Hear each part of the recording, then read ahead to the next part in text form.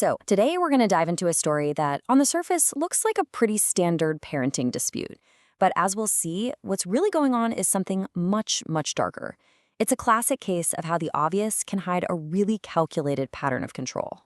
And this image, well, it's the perfect metaphor, right? The classic iceberg. The little tip that you can see above the water, that's the presenting issue. In this case, it's a fight over parenting time. But the real danger, the massive, hidden part below the surface, that's the underlying dynamic. And here, it's all about a pattern of control and intimidation. For professionals, the real job is to look past that obvious tip of the iceberg to see what's actually putting a family's safety at risk. All right, so let's start where these things almost always begin, right at the surface. If you just look at the paperwork, it seems like a pretty standard disagreement. But, the initial story, it's almost never the whole story. So let's meet the family at the center of this. We have James and Sarah, and their two kids, 9-year-old Emily and 6-year-old Oliver.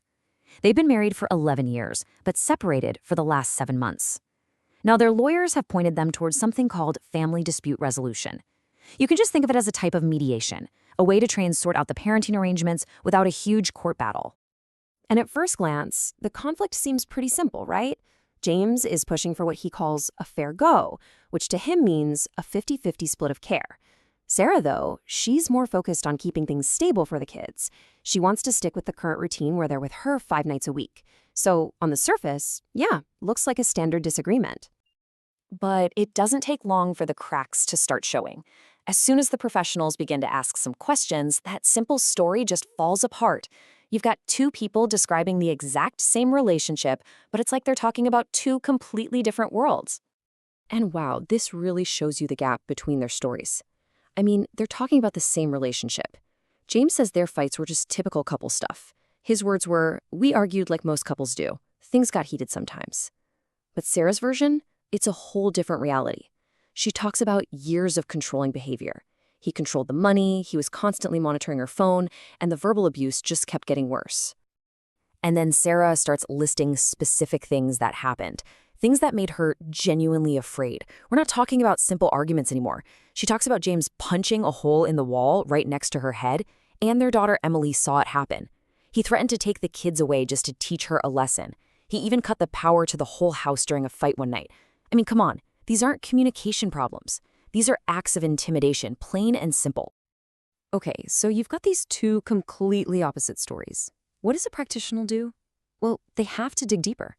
They start to unpack the language people use, listening not just to what they're saying, but how they're saying it. This is where we really start to go below the surface of that iceberg. So picture this. James is in his private intake interview, and the practitioner asks him a really direct and absolutely crucial question about that wall-punching incident. It's a smart question, designed to see if he has any empathy, any insight at all into how his actions affect other people. And his answer, well, here it is. He says, "I don't know. She knows I'd never hurt her. I think she took it the wrong way." Just, wow. That response shows zero understanding of the fear he must have caused. He doesn't see it as an act of intimidation. He literally sees it as her misinterpreting his actions. To a trained professional, language like that is just a huge field of red flags. I mean, it's a textbook example of all the classic tactics. You've got minimization. He's totally downplaying how serious it was. You've got justification. He claims he only sent all those texts because she blocked him. And then there's the blame shifting. He paints the domestic violence order against him as some unfair legal move by her lawyer, not a consequence of his own behavior. And it gets worse. The practitioner asks him about checking Sarah's phone. And his justification? It's one you hear all the time in these cases, and it is absolutely chilling. He says, if you've got nothing to hide, it shouldn't be a big deal. See how he does that? He completely reframes an act of control, a total invasion of privacy, as something totally reasonable. So each of these individual statements is pretty disturbing on its own, right? But the real work for the practitioner is to connect all these dots. Because when you do, you start to see the full hidden mass of that iceberg. You see that this isn't just a series of random incidents. It's a clear, calculated pattern of control. And this part is so important. Practitioners aren't just looking at one-off events. They're basically piecing together a puzzle. They're looking for a pattern that shows up everywhere. in how he uses technology, how he tries to manipulate the legal system, the impact it's having on the kids, and, of course, any formal protection orders that are in place. And believe me, this pattern goes way beyond just arguments. For example, a location sharing app was found on Sarah's phone.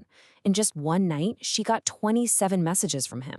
He's also using something called systems abuse, sending these really formal, legal-sounding emails, threatening to take her to court. He even made a bogus complaint to the kid's school about her parenting.